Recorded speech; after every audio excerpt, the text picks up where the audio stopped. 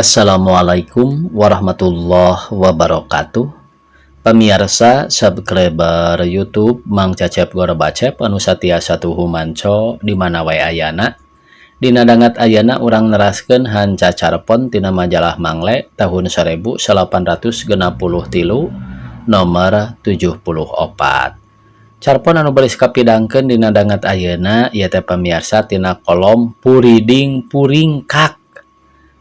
Judulna nyaeta Jurig Bengal Dukun Wanian. Ieu yasana Bapak Dedi Kaswidi.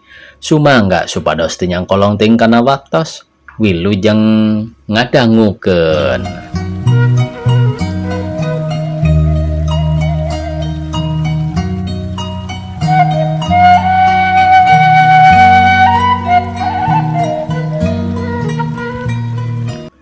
Ieu mah lain lalampahan kuring sorangan, tapi carita ti Pak Sukirman, guru SMP Negeri 2 Ciamis, kieu caritana teh.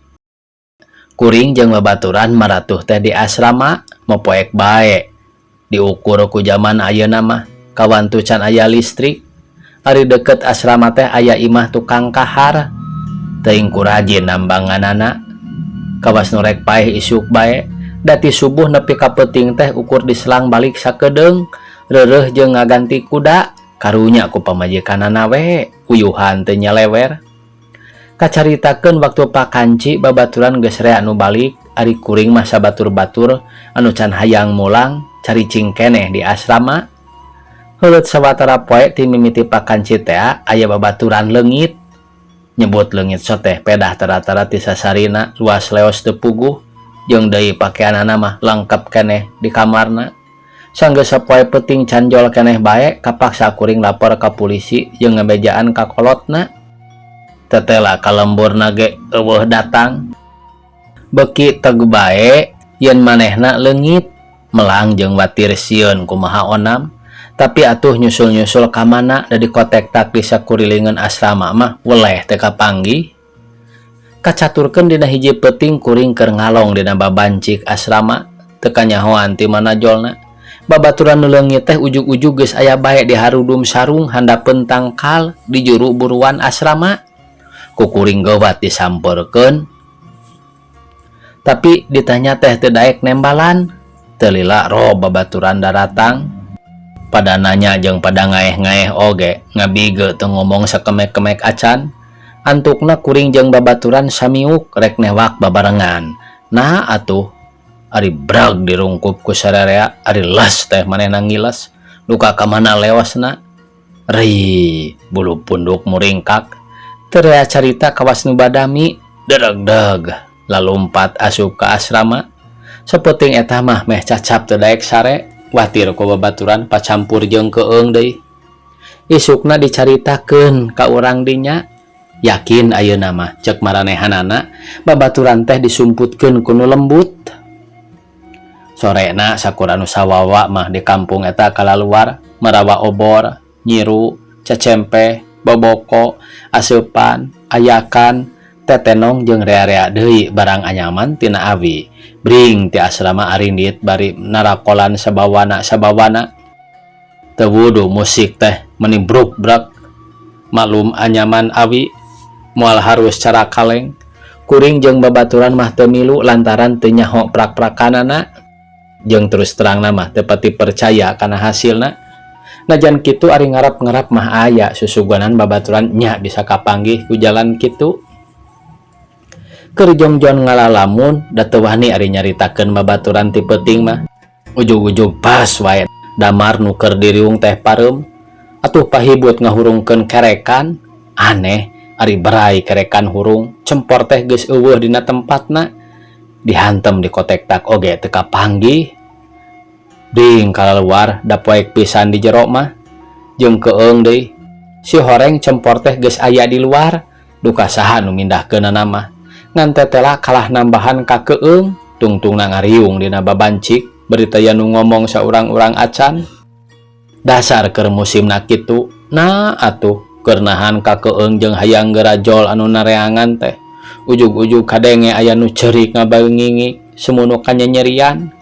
Sararea silih pelong, najan poe katara sirahna obah nu ceurik beki atra kadengena nambahan ka keung anu memang geus rek ngelewihan ukuran barang disidik-sidik teteh lah sora teh jolna ti lebah imah tukang kahar najan keung tapi rasa karunya ka hiji awewe anu sasat nyorangan jeung kalomaan seusi asrama mah maksakeun maneh kuring ajak neang ka babaturan bisi kumaha onam barang geus nepi ka buruanana kuring gegeruan nanyakeun aya naon-naonna jeung nitah muka tulak tapi manehna anggar keneh bae ceurik kanyanyerian kapaksa geus kitu mah ditoong aneh da manehna teh keur nangkarak dina dipan jeung panonna mah siga peureum beunta tapi ceurikna terus raih deui kuring keung nepi ka kapaksa ngagedor pantona nitah muka tulak gepruk sadanu tuturubun tina dipan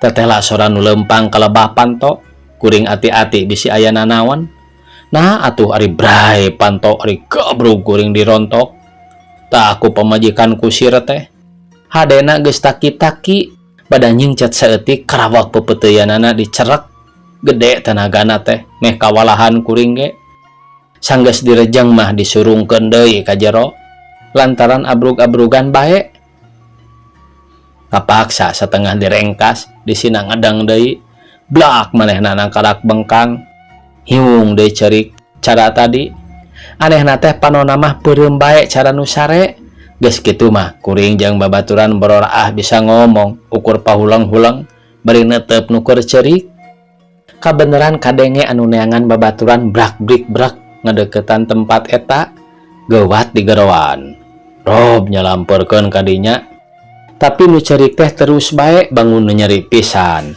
srog aya kolot ka hareup tetela aki dukun anu ngukulan neangan babaturan gernyem manehna babacaan pok nu ceurik teh ditanya ieu teh anu ti mana teh parantos we hawatos kanu dicalikan menang 3 kali ditanya kitu tetep wae ceurik keneh tungtungna ki dukun ambek nah bengal-bengal teuing nu ti mana di dinya teh geus tong ganggu ka manusia urang sewang-sewangan bae da urang mah misah alam anak garandang teh pamajikan kusir nyarita sorana teteh lain sora manehna belag we sora lalaki jeung lain ku basa Sunda deui nyaritana teh loh bilangin apa cenah bari nyentak geus kitu mah ki dukun maksakeun maneh nyarita basa Malayu ini mah maaf saja tuan teh yang dari mendi gua si dari item dari Tangkuban Parahu cenah cek nu nyurup teh lu berani bener bentak-bentak sama gua ki dukun teh lawanian da kalem bet nembalana teh is ini mah bukan nyentak bongan di sana tidak menyahut masing ditanya lemes oge mau apa gentayangan malam-malam pan kasihan tah orangnya habis gua demen sama orang ini gua bawa ke tempat gua is jangan pan dia mah istri orang kasihan atuh lakinya meren tuan tah yang bawa anak asrama yang hilang oge memang berdua dengan dia akan gua bawa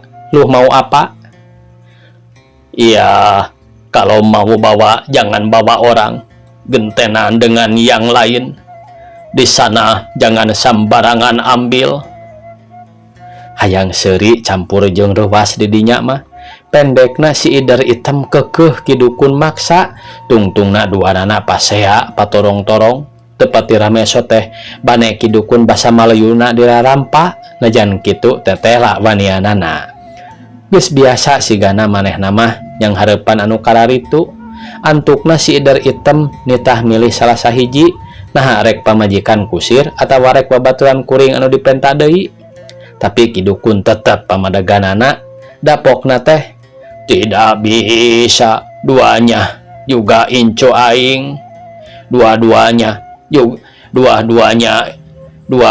juga inco aing nya tungtung namah nafsu duanana nepi kasih idar item nang tanggelut kaki dukun kuring tepuguh pola kacipta lamun gelut teh meureun dina buktina mah ki dukun gelut jeung pamajikan kusir teh cara kuring tadi tapi ki dukun pelit memeh nyanggupan gelut nanyakeun heula. Gelut juga boleh, tapi kalau di sana betul-betul lalaki, coba sebutkan dulu di mana incu aing yang hilang dari asrama. Boleh gua unjukin, tuh di gedung kosong.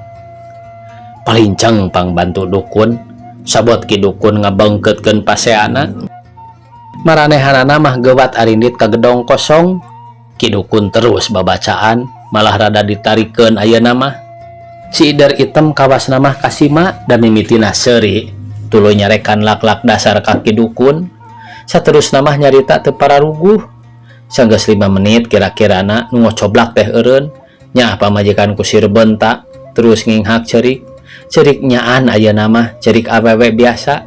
Geus kitu mah kuring jeung babaturan baralik teu sakara-kara. Ku jasana ki dukun anu wanian.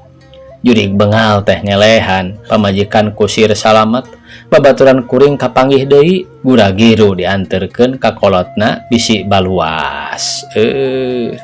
Tamat cenah ieu pamiarsa, sakitu anu tiasa kapihatur. Wassalamualaikum warahmatullahi wabarakatuh.